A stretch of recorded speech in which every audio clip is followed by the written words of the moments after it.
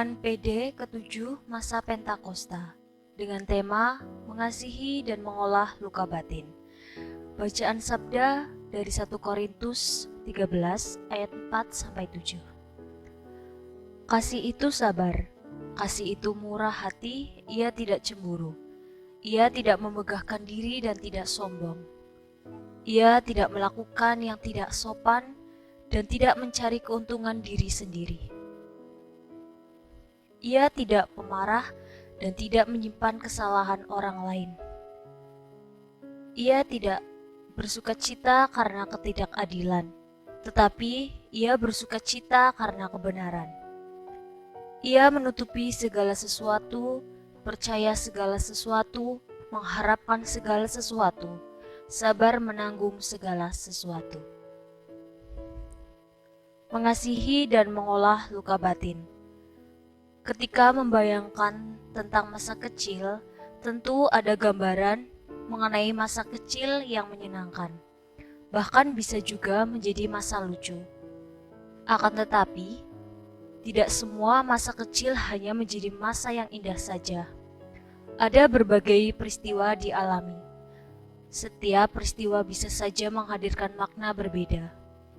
Makna dari peristiwa di masa kecil bisa berdampak dalam kehidupan ketika dewasa.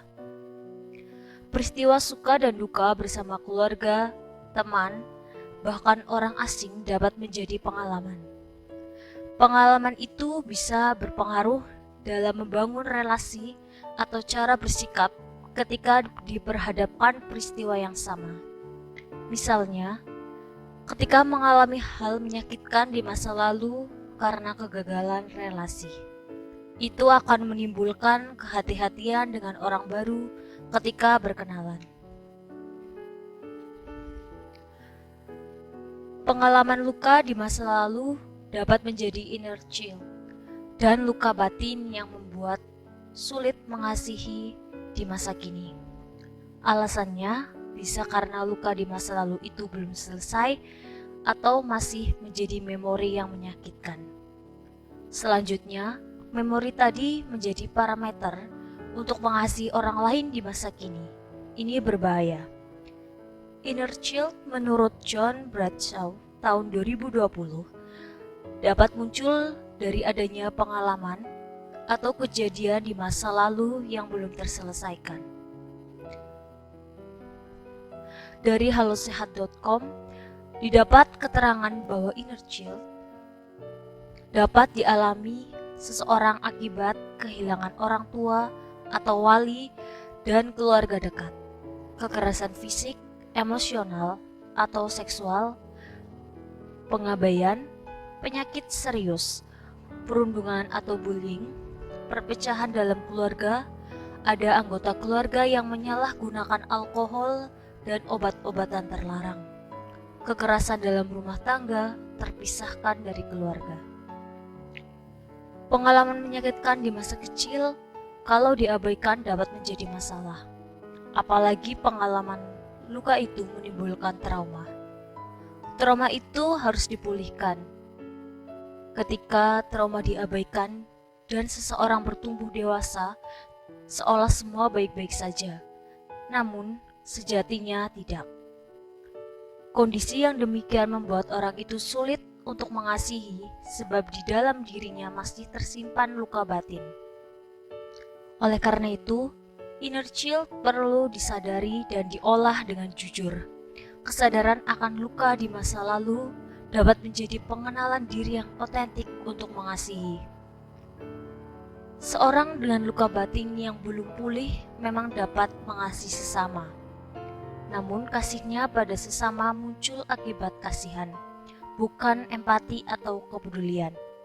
Kasih yang diberikan pada sesama tidak otentik. Ajaran tentang kasih dalam 1 Korintus 13 ayat 5 sangat menarik ketika dikaitkan dengan inner child dan bagaimana seseorang menyadari serta mengolahnya. Surat 1 Korintus 13 ayat 5 merupakan bagian dari tulisan Paulus untuk jemaat di Korintus. Dalam penulisannya, Paulus menjelaskan salah satu kekhasan dan karakter dari kasih. Kasih bukan soal motivasi tindakan yang menyenangkan bagi orang lain, namun menjadi aktualisasi tindakan yang berdampak positif bagi yang melakukannya dan bagi orang yang dikasihi.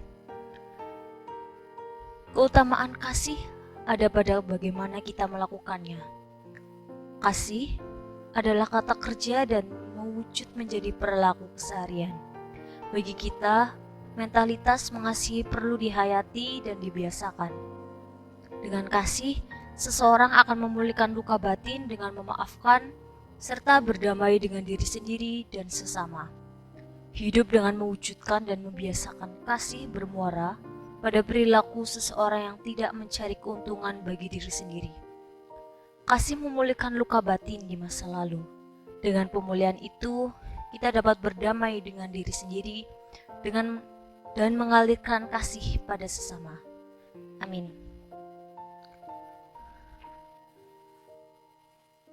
Mari kita senantiasa berdoa, memohon agar dapat dimampukan mengolah luka batin dan jujur terhadap keadaan sendiri. Amin. Demikian renungan saat ini, Tuhan memberkati.